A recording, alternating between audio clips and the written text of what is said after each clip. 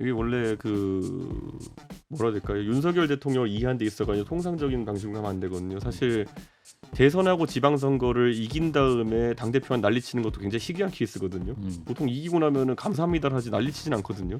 그런데 대부분 그래서 예측을 그렇게 했죠. 이제 뭐 어쨌든 중간에 어느 정도 갈등이 있었더라도 대선과 지선에서 뭐 이렇게 좋은 성과가 났으니까 뭐 이준석과 윤석열도 적당히 뭐 이제 가면 되겠지 생각해가지고 제가 이거 처음 얘기하는 건데 웃긴 거 하나 얘기 드릴까요? 지선 크게 이기고 나니까 그 다음에 윤핵관 의원님들이 저한테 그렇게 저녁 약속 잡다고 전화 많이 왔습니다. 예. 왜냐 하다못해 윤핵관도 그 다선되는 윤핵관도 야 이겼는데 대통령이 뭐 이렇게 이제 이준석이 잡겠다고 이렇게 하겠어라는 생각 때문에 그동안 우리가 하도 이준석이 달달 볶았으니까 이제는 이준석이 1년 넘게 남았으니까 이거 좀 해야겠다. 이거 비싼 밥 사주시고 이랬어요. 네, 많이 얻어먹었습니다. 네. 그런데도 한 1, 2주 있으니까 또 일을 버리시는 게 대통령이더라고요. 그러니까 저는 아마 한동훈 위원장이 되면은 뭐 축하 난 같은 거 보내주고 그다음 한 일주일 있다 시작할 겁니다. 일주일 있다 시작한다. 보통 이제 CBS 라디오 박정희 한판 승부 2부 문을 열었습니다. 네, 오늘 최상병이 수해 실종자 수색에 투입됐다. 순직한 지 1년이 되는 날입니다. 오늘 국회에서는 윤 대통령 탄핵 소추안 국민청원 청문회에서 이 대통령실 수사 외압 의혹이 또 주요 쟁점에 대해서 논의되기도 했는데요. 자, 오늘 최상병 묘역을 참배하고 목소리를 낸 분입니다. 이준석 개혁신당 의원을 모셨습니다. 의원님 어서 오십시오. 네, 안녕하십니까? 두 분 인사 나눠주세요. 네, 어서 오세요. 안녕하세요. 의원님 되셔가지고도 여기로 오는데 자전거를 타고 와요? 따릉이? 운동 삼아서 하고 있습니다. 국회에서 여기까지 자전거 타고 싶네요. 얼마 걸려요? 4km 시간이? 됩니다. 한 20분 걸립니다. 그렇군요. 방금 도착하셨고 이제 유튜브로 보시는 분들은 방금 제가 멘트할 때 들어오시는 모습을 봤을 것 같습니다. 자, 오늘 일단 그 개혁신당 의원 세 분이 모두 현충원 대전에 가서 최상병 묘역을 참배하셨죠? 네, 맞습니다. 예. 오늘이 사실 그 내성천에서 최수근 상병이 안타깝게 순직한 지 딱 1년째 된 날입니다.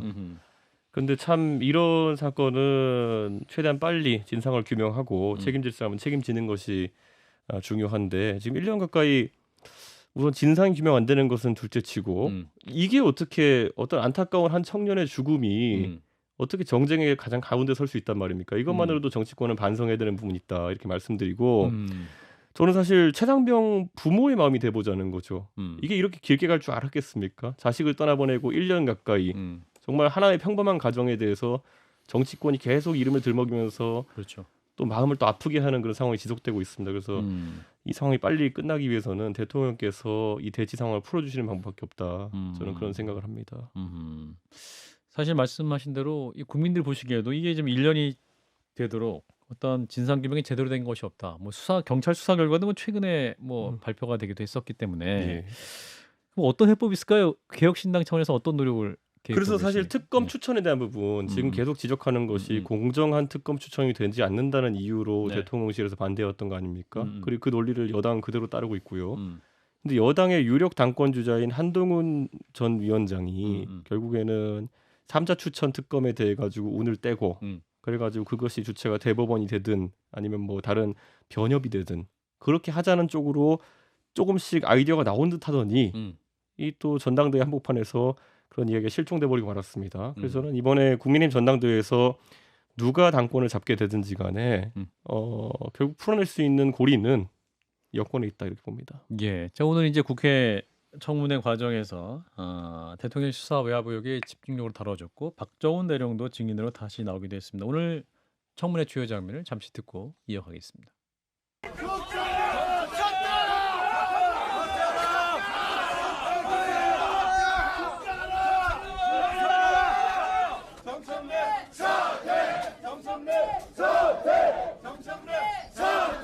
선서 본인은 국회가 실시하는 윤석열 대통령 탄핵 소추안 즉각 발의 요청에 관한 청원 관련 청문회와 관련하여 법제사법위원회에서 정언을 함에 있어 공수처에다가 비밀번호를 알려주는 그 의사가 있냐 이 말입니다. 알려줄 의사는 있는데 당시에 예, 있어요, 없어요? 그것만 있습니다. 예, 그러면 알려주도록 하십시오. 근데 기억하지 못하고 있습니다. 자, 그러면 참 아주 특이한 분을 만납니다. 예, 오늘 청문회 주요 장면이었고 임성근 전 사단장이 이제 수사 협조를 위해서 휴대전화 비밀번호를 풀어줄 수 있겠느냐, 풀 의사는 있는데 본인 비번을 다 잊었다, 뭐 이런 장면까지 있어. 박정원 대령 모습도 보셨고, 의원님 어떻게 보셨어요? 오늘 청문회 주요 장면들. 그러니까 이 장면 방금 전에 박균택 의원님도 이제 허탈한 듯한 특이한 분을 만났다. 예, 단식을 했는데 이게 사실 군인 지휘관으로서 말이 안 되는 얘기죠.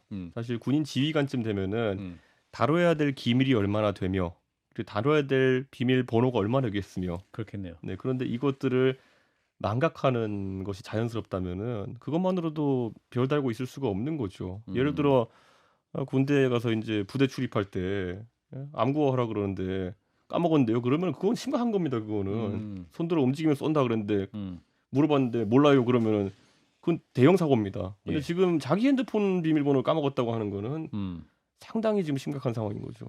그러니까 저는 이거는 거기다 이 오늘 임성근 사단장이 예. 결국에는 어딘가에 나중에 친척으로 확인된 사람과 검사. 법률적인 조언을 이제 주고받았다라고 예. 하는 거는 이게 단순 변호사도 아니고 공무원과 만약 그런 일을 했다 그러면은 이 공적인 마인드 자체가 군인이 무너진 겁니다. 예, 저는 이거는 굉장히 위험한 상황이었다 그렇게 봅니다.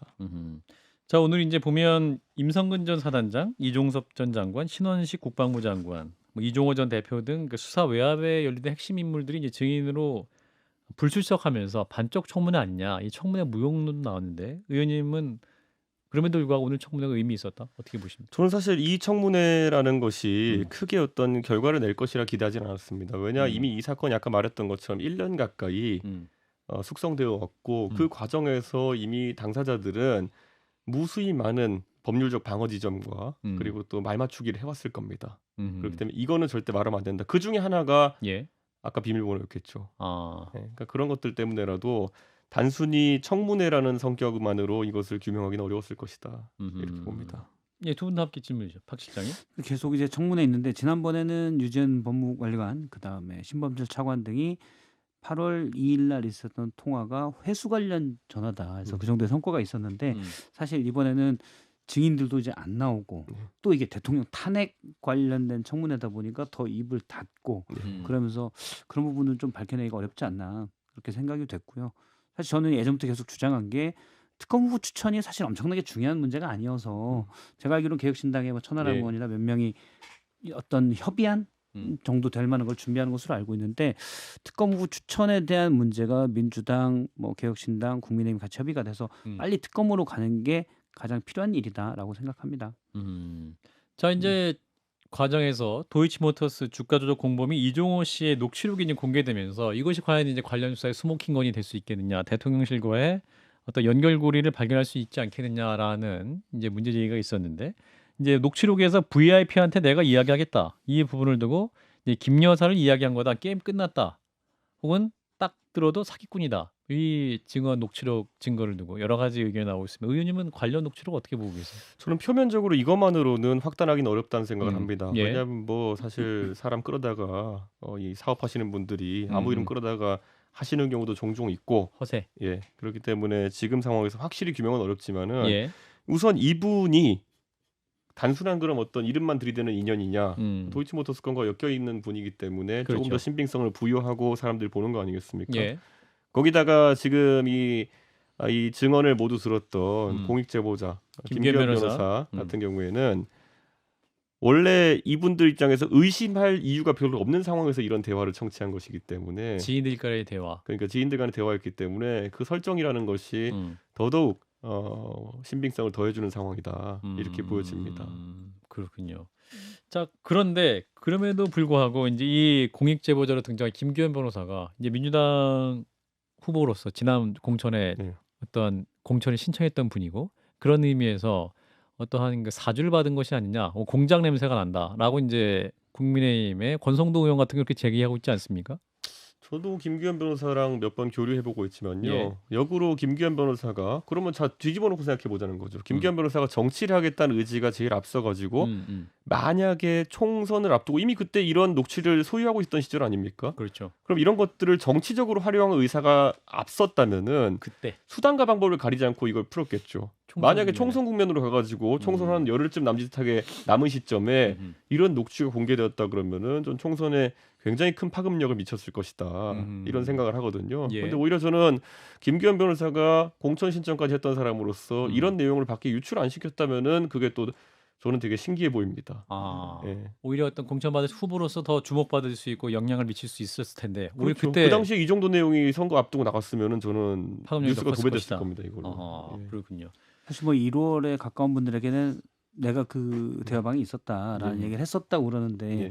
사실 그때부터 얘기를 하고 제가 국회 가서 이 진실을 밝혀내겠습니다라고 했으면 네. 공천과 당선에 상당히 유리한 고지를 점할 수 있었겠죠. 그렇죠. 그래서 얼마 전 JTBC 인터뷰에서 같이 이제 원래 알던 해병대 선배들이어서 인간적 의리에 대한 고뇌가 있었다. 저는 그 부분은 뭐 설득이 뭐 개연성이 있는 것 같아요.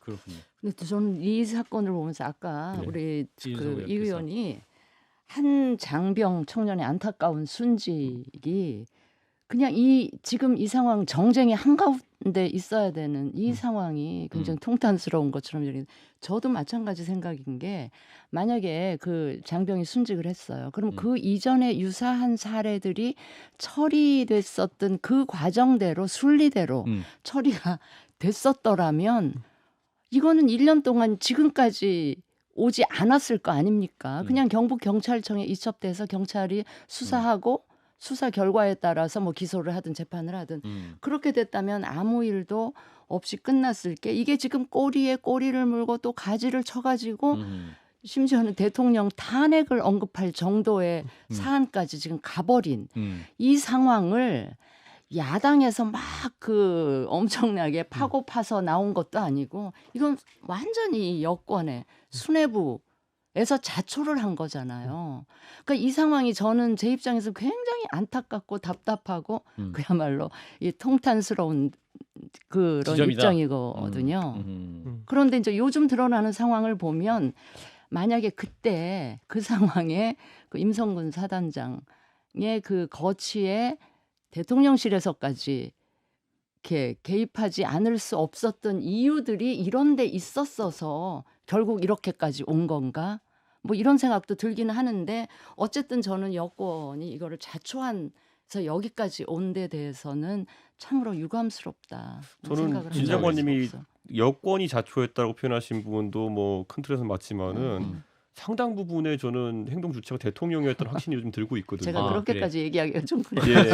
이게 왜 그러냐면 저희가 한번 가정을 좀 해보자면요. 예를 들어 뭐 박정훈 대령이 이런 조사를 하고 수사하는 과정에서 뭐 어떤 윗선까지 문제가 있다고 판단해서 그 수사 내용을 이첩했다. 그런데 이걸 회수하기 위한 대통령의 경로와 무슨 여러 가지 개입이 없었다. 그래서 만약 경북경찰청에 이첩됐다고 하면은 지금까지 무슨 일이 생겼을까요? 그 다음에 경북경찰청에 수사해가지고 뭐 기소할 사람 기소하고 송치할 사람 송치하고 이렇게 끝났을 거 아닙니까? 근데 여기서 굳이 최종 결론도 아닌 중간 결과에 해당하는 그 지점을 회수하기 위해 가지고 대통령이 본인의 권력을 사용했던 이런 정황 때문에 저는 이거는 굉장히 위험한 행동들이 이어졌다라는 생각이 드는 거죠. 사실 수사, 조사, 그다음에 이첩, 그다음에 나중에 송치, 그다음에 검찰에서 최종적인 판단까지 여러 단계가 있어가지고 이런 것들이 컨트롤되는 게 대한민국의 시스템인데 대한민국의 대통령이 그냥 대뜸 개입해가지고 전화 한 통화로 경로하고 그래가지고 만약 이 시스템을 뒤엎으려고 했다는 거면은 정말 평생을 공무원으로서 일해오신 대통령께서 지금까지 어떻게 일해오신 건가 좀 약간 의심이 가는 거예요.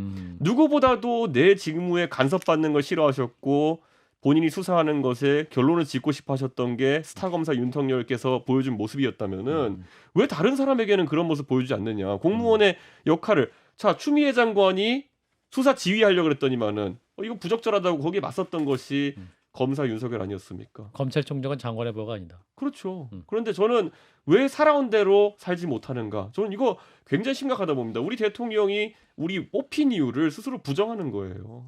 예, 저는 이거는 그래서 정치적으로도 굉장히 대통령께서 위기에 몰리신 거다 이렇게 봅니다. 예. 살아온 대로가 이제 양태는 비슷한데 예. 본질이 좀 다른 것일 수도 있고요. 예. 하고 싶은 대로 있다면 좀 네. 본질이 다를 수가 있어서. 근데 저도 그 동의하는 게 사실 되게 간단한 문제거든요. 일부에서는 그러니까 임성근 사단장이 혐의가 있냐 없냐라고 얘기되는 부분들이 있는데 당시에 녹취들도 나오고 그러면서 저는 그러니까 순직 사망 사건에 대해서는 이 부분이 중요한 부분이겠지만 수사 외압 부분에서는 이건 하도 의미가 없는 얘기라고 봐요. 그건 중요하지 않고 인지 통보서에 그냥 며칠 봐서 박정훈 대령이 이 사람도 봐주세요라고 정도 한 거예요. 결국은 최종 판단은 법원이 하게 돼 있고 그 전에 검찰이 기소하냐 여부에 따라서 하고 경찰은 검찰한테 사건을 수사해서 서류만 넘기는 겁니다. 그런데 그 맨 앞에 정말 어떻게 보면 통보서 한 장인 단계에서부터 대통령과 대통령이 격려했는지는 안 했다고 하니까 모르지만 어쨌든 대통령실의 많은 부분이 이첩된 건 팩트로 확인이 됐잖아요. 그래서 많은 사람들이 움직여서 수사서를 이첩했다. 저는 이거는 억지고 비상식적인 권력의 작동이죠. 그래서 이걸 저건 최근에 정말 다른 사건이지만은 특이하게도 어제 갑자기 기사로 나왔던 대통령실에 있는 모 선임 행정관이 한남동에서 음주운전 걸렸는데 한 달 동안 거기도 어떤 처분도 없었다. 계속 출근하고 있었다. 예. 이것도 굉장히 이상한 상황인 거거든요. 아하. 사실 전 정권에서도 음주운전 때문에 비서관이 문제된 분이 있었고 예. 그랬을 때 아까 진 장관이 말씀하신 것처럼 어떻게 처리해야 되는지는 대한민국의 프로토콜들이 있어요. 그건 저는 윤석열 정부에서 다르지 않다 보는데 그런 것들이 싹 무시되고 결국에는 언론이 밝혀내기 전까지 계속 직무를 했다는 거 아닙니까? 전 이런 거 자체가 굉장히 의아한 겁니다. 그분이 또 체리 따봉 문자에 등장했던 뭐 행정관이라는 사실이 드러나면서 더 큰 또 그렇죠. 의혹이 있는 거죠. 그러니까 아까 제가 계속 누누이 반복하지만은 윤석열 대통령이 경제를 살릴 거라고 생각한 사람이 있었겠습니까? 물론 경제에 대해서 관심 갖고 보시겠지만은 예. 뭐 갑자기 과학 기술을 발전시켜서 과학 한국을 만들겠다는 입장으로 그걸 뽑겠습니까? 공정과 상식 구호보고 뽑은 거거든요. 예. 근데 그 두 개가 무너지면 윤석열 대통령의 집권 철학 자체가 무너지는 거기 때문에 저는 이거 심각하게 봐야 된다 봅니다. 그렇군요. 자, 그 얘기는 여기까지 마무리하고요. 국민의힘 전당대회 얘기로 넘어가 보겠습니다. 자, 오늘 이제 전당대회 마지막 TV 토론이 있었는데요. 그 TV 토론 장면이 화제가 돼서 그 장면을 일단 함께 보고 또 말씀 이어가겠습니다. 자, 그러면 만약에 기소되었다고 칩시다. 그러면 공소 취소 요구하시겠습니까? 전 정치인으로서 당으로서 요구할 수 있다고 생각합니다. 다만 나경원 대표님은 당시에 당직도 아니셨고요. 개인 차원에서 저한테 부탁하신 거였잖아요. 그게 개인 차원입니까? 예, 저는 개인 차원입니다. 아니 그게 개인 차원입니까? 예. 저는 27명에 제가 제 것만 빼달라 그랬습니까? 한동훈 후보 똑바로 말하세요. 개인 차원이라고요, 제가? 예. 제 거를 빼달라 그랬습니까? 예. 네? 예. 저를 이렇게 모욕하실 수 있습니까? 예, 자 오늘 마지막 TV 토론의 장면, 그 패스트트랙 공소 취소 관련 청탁을 했다라고 이제 한동훈 후보가 폭로를 했던 상황이었고, 그걸 이제 재차 오늘 마지막 토론에서 이제 두 분이 언급하는 과정에서 이제 나경원 후보가 굉장히 똑바로 말하세요 이렇게까지 강하게 분노를 했는데, 이제 우리 의원님도 나경원 의원을 좀 많이 보셨을 텐데 예. 또 당대표 후보자 토론에도 함께 하셨지 않습니까? 예. 저 분노 의미는 어떤 거였을까요? 나경원 후보님이 예. 그 눈 땡그랗게 뜨고 갑자기 이제 소리 지실 때가 있습니다. 예, 예, 근데 그때가 제일 이제 공격 포인트 잡으셨다고 생각해서 이제 하시는 건데 예, 한동훈 위원장이 방금 전에 저 장면에서 예. 눈을 마주치질 못했어요. 나 후보의 네, 그러니까 어. 저는 한동훈 위원장은 이미 저 전장에서는 음. 그러니까 소위 말하는 공소 취소와 관련된 전장에서는 본인이 사과로 사말 물러선 거거든요. 그런데 사과는 항상 한번 하면 깔끔하게 해야 되는 거거든요. 근데 지금도 뒤끝이 남은 거 아닙니까? 나 의원이 아니죠. 이건 한동훈 한동훈 위원장이 의원이 아하. 당신이 개인으로 나한테 부탁한 거 아니냐. 본인 예. 예, 이렇게 계속 앙금이 남아 있는 거거든요. 저는 한동훈 위원장 우리 검찰 시절에 한동훈 위원장 수사하는 거 보면은 구속영장 한 번 때려서 안 되면 두 번 때리고 이런 식이잖아요. 예. 지금도 당 내에서 저렇게 가는 거는 많은 사람들에게 아직까지 검사 시절에 집요한 승부욕을 벗어나지 못했구나라는 생각을 줄 겁니다. 저는 이거 두 번째 보니까 예. 제가 두 분 사이에 두 후보 사이에 예. 미스커뮤니케이션이 있었던 예. 것 같아요. 저 한동훈 후보가 개인이라고 얘기했던 거는 당 차원의 결정으로 누군가가 들고 와서 법무부 장관한테 공식적으로 공소시효를 요구한 게 아니고 그냥 나경원 의원 개인이 와서 이야기한 거여서 자기가 들어줄 수 없었다. 그런데 그 이야기가 나경원 후보가 듣기에는 나만 빼달라고 했다라는 이야기로 이해를 하고 두 분 사이에 그런 좀 커뮤니케이션에 미스가 있었던 것 같아요. 네.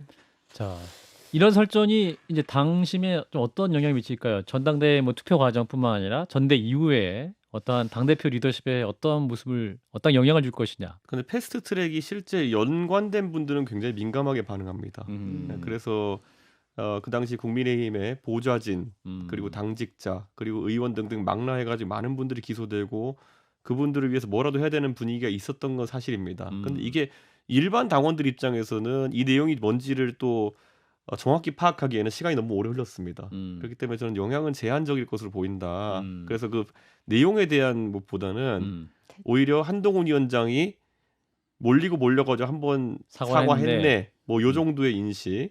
그리고 이 문제에 대해서 또다시 한동훈 위원장이 뒤끝 있게 또 얘기하네. 뭐 이런 것들. 이런 태도 면에서의 평가가 조금 이루어질 걸로 보입니다. 근데 이제 관련 이슈에 대해서 이제 국민의힘 의원들 단톡방에서 한 20명 정도가 이제 관련해서 좀 우려하는 그런 얘기를 했다고 아까 박정원 의원이 네. 일부에서 얘기를 했는데 그럼 이게 이제 전대 이후에 당내 힘을 규합하는 데 있어서 한동훈 리더십에 좀 뭔가 균열을 낼 수 있는 요소가 될 수 있지 않을까요? 제가 뭐 이거는 뭐 저도 잘 아는 의원님들이 같이 기소돼 있기 때문에 예. 제가 조심스럽게 말하자면은 처음에 기소되고 한 2년 정도는 이것 때문에 굉장히 민감하셨습니다. 예. 왜냐하면 이것이 경우에 따라서 당선 무효형이 나올 수도 있고 그렇기 때문에. 근데 이게 한 5년 가까이 재판이 진행이 안 되고 있다 보니까 4년 넘게 지났죠 지금. 약간 그 만성 질환처럼 돼버린 거예요. 그러니까 굉장히 부담스럽긴 하지만은 이게 당장 내일 먹고 사는 문제는 아니다라는 인식이 좀 의원님들한테 있는데 아하. 그걸 이번에 다시 긁은 겁니다. 아하. 네, 그래가지고 조금 이제 후폭풍은 있을 겁니다. 그래서 한동훈 위원장이 이 부분에 대해 가지고는 혹시 당권을 잡는다 하더라도 예. 어떤 식으로든지 입장을 정해야 될 겁니다. 원희룡 후보나 나경원 후보는 얘기하는 게 이제 주제는 저런 것 같아요. 우리 동지들이 당을 위해서 한 일 가지고 기소된 거였는데 그걸 어떻게 그렇게 냉정하게 얘기할 수 있냐. 요거는 이제 당신은 우리의 동지가 아닙니다라는 거거든요. 이제 국민의힘에서 오랫동안 또 갈등도 겪고 그러셨잖아요. 네. 요 뒤끝이 전당대회 뒤에도 남을까요? 아니면 끝난 다음에 다시 뭉칠까요? 우선 전당대회는요 끝나면은 또 그 이긴 사람 줄 서느라 바쁩니다. 아. 그렇기 때문에 그거 끝까지 물고 늘어져 가지고 당신 선거 때 이랬지 하는 사람은 없을 것이다. 그건 또 굉장히 드문 케이스입니다. 그렇기 때문에 저는 그렇게까지 길게 지속되진 않을 것이다. 당장 이번에 전당대회를 진다면은 나경원 의원이야 뭐 의원으로서 역할을 하겠지만은 원희룡 후보 같은 경우에는 약간의 휴지기를 가져야 될 수도 있는 상황인데 원외니까. 예, 그 상황에서 계속 이제 뭐 이거를 이의 제기한다는 건 쉽지 않을 거다. 그래서 한동훈 위원장도 그런 의미에서 영향을 제한적으로 보고 저런 정도의 대응만 하는 것으로 보입니다. 저는 이 의원한테 이건 물어보고 네. 싶어요. 당 대표로서 윤 대통령을 실제 겪어봤잖아요. 네. 그런 상황에서 조금 아까 박정훈 송파에 네. 의원 나오셔가지고 네. 제가 이제 네. 그 전대 이후를 걱정을 했더니 네. 그거 걱정할 거 없을 것 같다. 그러면서 이제 윤한 관계가 서로 필요에 의한 이 화합 쪽으로 갈 거다. 이렇게 매우 낙관적인 전망을 하더라고요. 어떻게 생각해요? 이게 원래 그 뭐라 해야 될까요? 윤석열 대통령을 이해한 데 있어가지고 통상적인 방식으로 하면 안 되거든요. 사실 대선하고 지방선거를 이긴 다음에 당대표만 난리치는 것도 굉장히 희귀한 케이스거든요. 보통 이기고 나면은 감사합니다를 하지 난리치진 않거든요. 그런데 대부분 그래서 예측을 그렇게 했죠. 아 이제 뭐 어쨌든 중간에 어느 정도 갈등이 있었더라도 대선과 지선에서 이렇게 좋은 성과가 났으니까 뭐 이준석과 윤석열도 적당히 뭐 이제 가면 되겠지 생각해가지고 제가 이거 처음 얘기하는 건데 웃긴 거 하나 얘기 드릴까요? 예. 지선 크게 이기고 나니까 그 다음에 윤핵관 의원님들이 저한테 그렇게 저녁 약속 잡다고 전화 많이 왔습니다. 아하. 예. 왜냐 하다못해 윤핵관도 아하. 그 다선되는 윤핵관도 야 이겼는데 대통령이 뭐 이렇게 이제 이준석이 잡겠다고 이렇게 하겠어라는 생각 때문에 그동안 우리가 하도 이준석이 달달 볶았으니까 이제는 이준석이 인기 1년 넘게 남았으니까 아하. 이거 좀 해야겠다. 이거 비싼 밥 사주시고 이랬어요. 예, 많이 얻어먹었습니다. 어허. 그런데도 한 1, 2주 있으니까 또 일을 버리시는 게 대통령이더라고요. 아. 그러니까 저는 아마 한동훈 위원장이 되면은 뭐 축하난 같은 거 보내주고 그다음 한 일주일 있다 시작할 겁니다. 아 일주일 있다 시작한다. 보통 이제 윤리의 쓴맛은 지금 쉽지 않을 것 같고 예. 저는 장해찬의 쓴맛이 나올까 했는데 얼마 전에 장해찬 씨 뭐 때문에 연락을 했더니 당분간은 전당대회 끝날 때까지 방송 인터뷰를 좀 자제하겠다 예, 예. 이렇게 얘기를 하더라고요. 뭐 장해찬의 쓴맛도 일단 묵혀지는 것 같고 예. 어떤 쓴맛이 있을 수가 있을까요? 어떤 작업일지 그 얘기는 지금 정기 방송이 끝나고 유튜브 연장 방송을 통해서 여러분이 유튜브로 들어올 수 있도록 유인하기 위한 효과를 저희가 준비하고 있습니다. 자, 이준석 개혁신당 전 대표 현 의원을 만나고 있는데요. 어떤 작업일까요? 약간 뭐 맛배기를 보여주시면. 글쎄요. 저는 지금 보수 유튜버들이 맹공을 하기 시작했거든요. 아 누구를? 한동훈 위원장을 위원장을. 맹공하기 시작했거든요. 예. 슬근슬근 이제 원래 성을 공격하려면 해자를 메우고 옹성을 무너뜨리고 예. 그다음에 이제 성문 부수러 이제 가는 거거든요. 예. 절차적으로 될 겁니다. 다. 절차적으로. 예. 이를테면 이제 일부 유튜버들이 우리한테도 부탁하지 않았냐? 예. 그 어려울 때. 그래서 우리가 또 방송하면서 유튜브로 도와주지 않았냐? 내가 다 알아요. 뭐 그리고 이러면서 이건 이렇게 대통령이- 종편 기자통에서 말하지 않았냐? 뭐 이렇게 그 얘기했는데. 종편 기자 누군지도 알 것 같은데 사실 대통령 입장에서도 시초? 지금 본인이 나서지 않더라도 예. 성 밖에 민주당이 와 있습니다. 아. 네, 민주당이 알아서 공성을 할 거기 때문에 우선 아하. 예, 여러 작전이 가능할 겁니다. 아하. 그렇군요. 자, 개혁신당 자, 이준석 의원이었습니다. 자, 본 방송 여기서 인사드릴게요. 고맙습니다. 자, 일단 국민의힘 전당대회 얘기하고 있는데 이제 전당대회 이후에 어떤 상황이 벌어질 것이냐 여러 가지 시나리오가 예상이 되고 있고 이제 김옥균 프로젝트도 있고 3일 천안은 끝날 것이다 뭐 이런 얘기도 사실 전대가 더 뜨거워지기 전에도 찌라시로 돌기도 했었습니다만 그런 이야기가 도는 건 실제로 뭔가 움직임이 있다는 얘기인 거죠?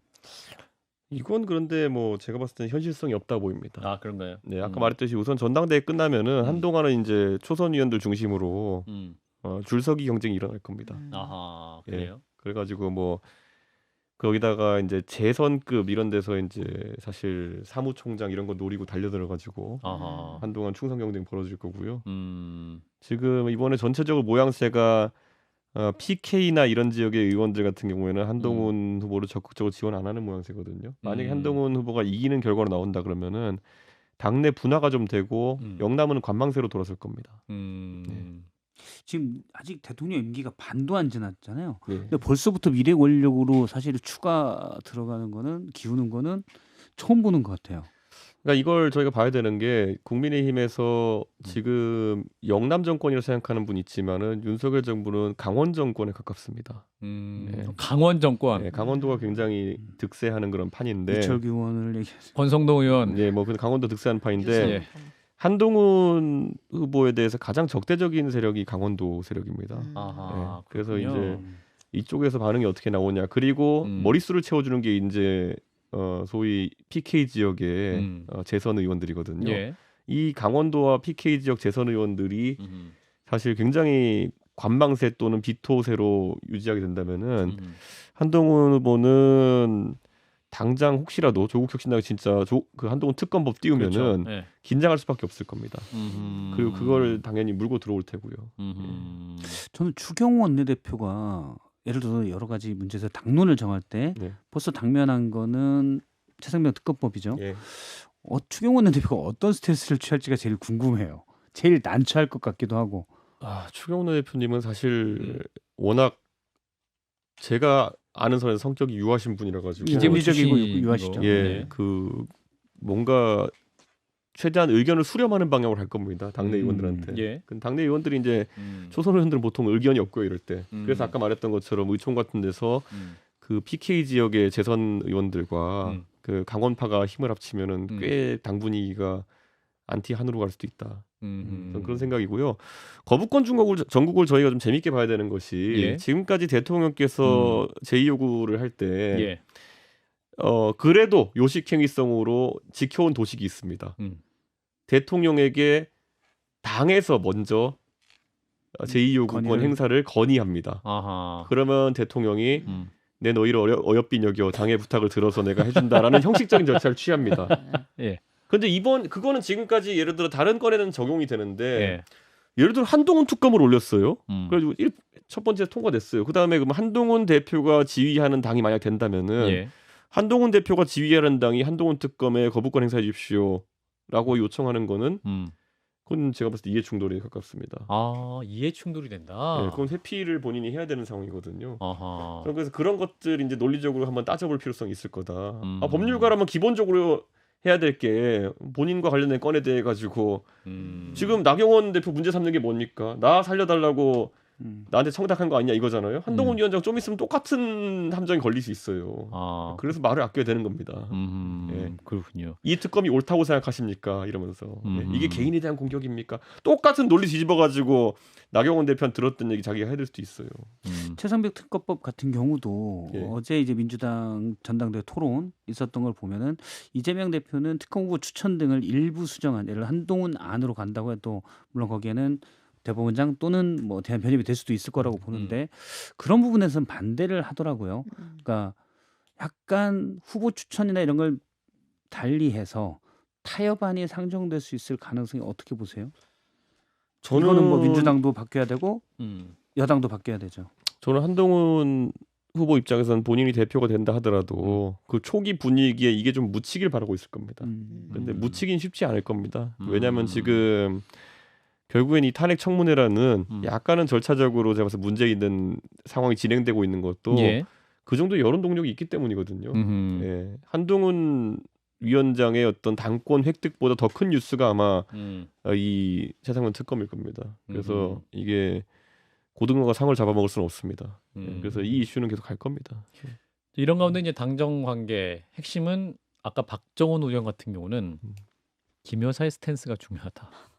이런 말씀을 했어요. 그러니까 이제 대통령과 한동훈 위원장의 화해 혹은 이제 당정이 함께 가려면 요즘은 그냥 그 유노말이라 가지고 예. 그냥 영부인이 국정 개입하고 있다는 건 디폴트로 이제 놓고 그래서 저희도 국민의힘, 약간 좀 약간 깜짝 놀라서 국민의힘 의원들이 이제 그 의정 활동을 하고 있고 우리도 그다지 귀에 거슬리지 않게 그냥 듣고 있는 것 자체가 예. 나라가 이상하다는 겁니다 지금. 그러니까 제가 아까 그 박 의원 말씀을 들으면서 네.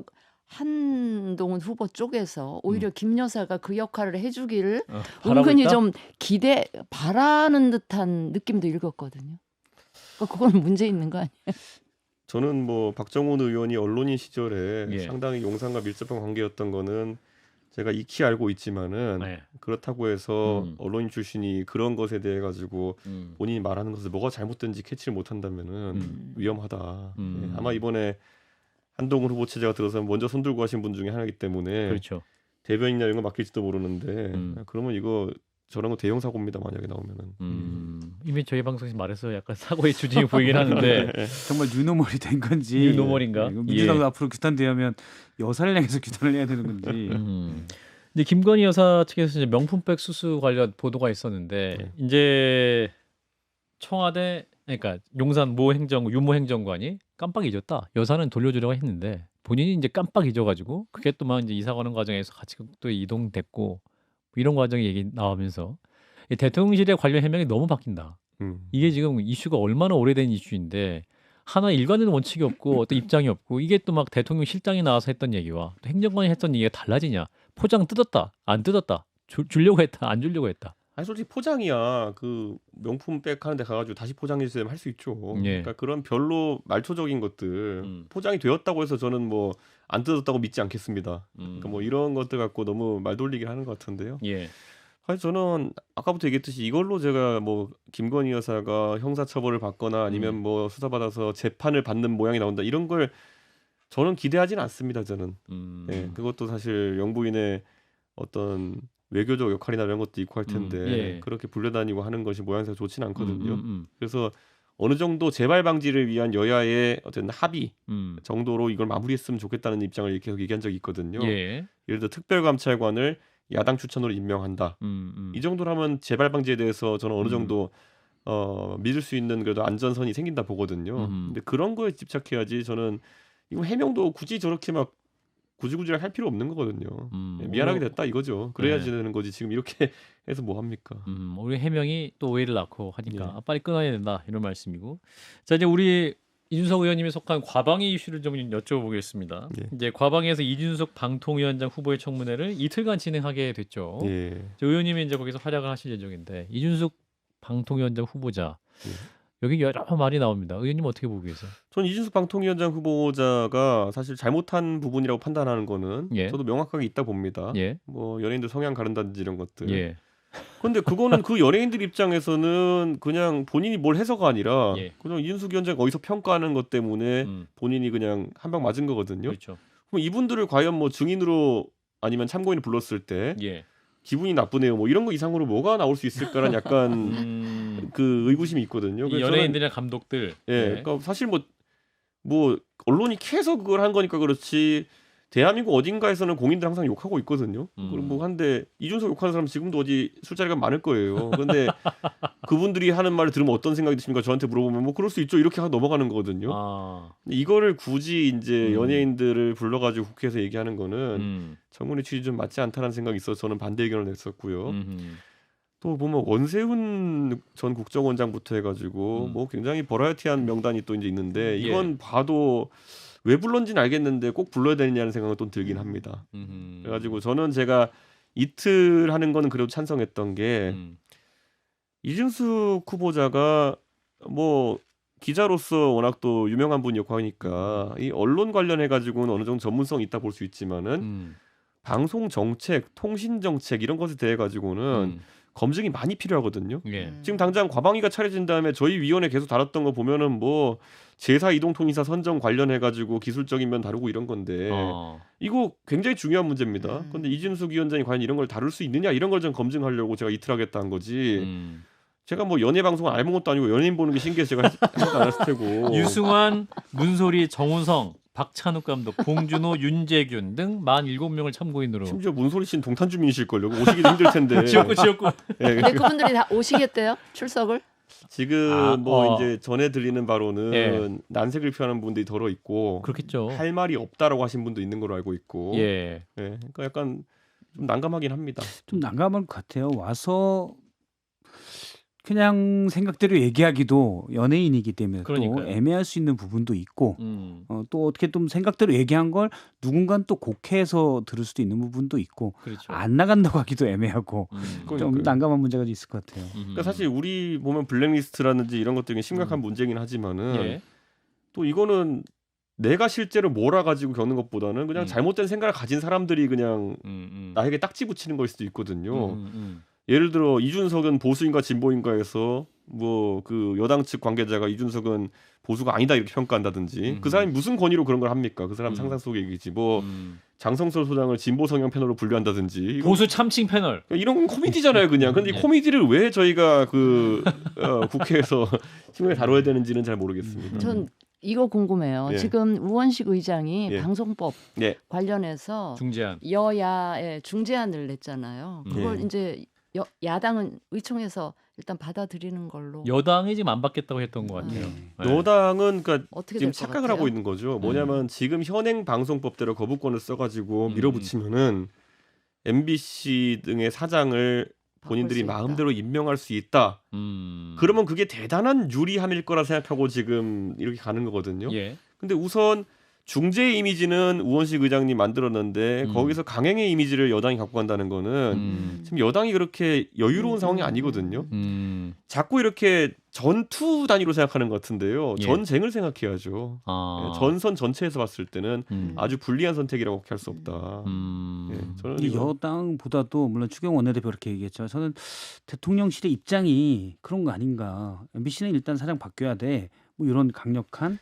저는 숙 방통위원장 후보도 그렇고요. 저는 이번에 굉장히 저는 그 선거 끝나고 나가지고 국민의힘이 백서 쓴다고 요란했지 오히려 민주당이 지금 선거 분석을 되게 차근차근 하고 있는 게요. 제가 민주당 의원들하고 얘기해 보면은 이런 주장을 하시는 분도 있어요. 이번 선거에 자기들도 놀랐던 것이 민주당은 이제 레거시 미디어의 영향에서 완전히 벗어났다고 주장하세요.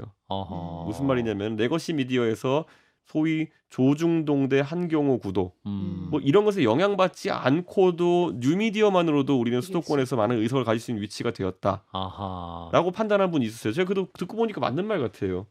그래가지고 오히려 지금 뭐 민주당 같은 경우에는 그런 쪽에 집중을 하면서 이제 세를 불려나가려 하는 모양새인데 이 보수는 2012년부터 정권만 잡으면은 지상파를 잡으면 우리가 이긴다 이 생각 하나로 달려드는데 손대는 것마다 방송이 박살나고 있지 여론이 장악되고 있지 않아요. 지금 예를 들어 KBS 박민 사장 한 다음에 예. 그것 때문에 조금이라도 여론전 지형에서 보수가 득본 거 있나요?